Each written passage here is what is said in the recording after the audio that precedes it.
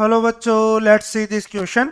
Arrange the following orbitals of hydrogen atom in the increasing order of their energy.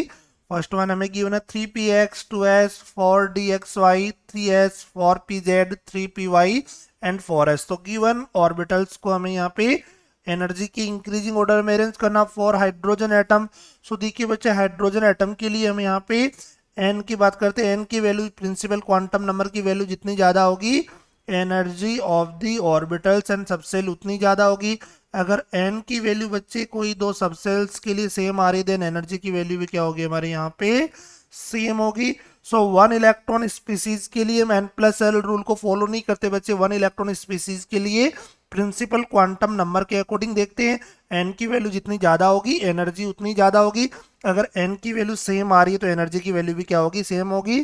So for hydrogen atom, अगर हम यहाँ पे energy के बच्चे increasing order की बात करें, सो देखिए एनर्जी का इंक्रीजिंग ऑर्डर क्या होगा. सबसे पहले 1s सबसेल, 1s के बाद 2s एंड 2p की एनर्जी क्या होगी, सेम होगी. After that 3s 3p 3d की एनर्जी बच्चे क्या होगी, सेम होगी, बिकॉज एन की वैल्यू सेम है.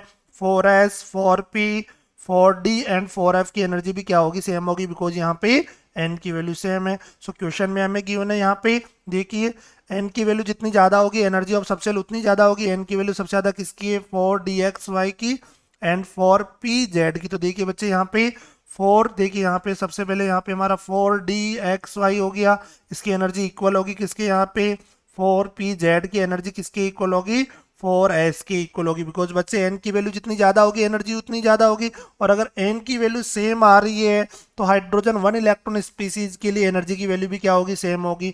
आफ्टर देखिए बच्चे 4 के बाद 3, यहाँ पे 3px 3s एंड क्या आ रहा है, 3py आ रहा है. सो 3py की एनर्जी इनमें 4s वालों से कम होगी बच्चे. 3py की एनर्जी किसके इक्वल होगी, 3px की इक्वल होगी. एंड सिमिलरली बच्चे किसकी इक्वल होगी, यहाँ पे 3s की इक्वल होगी.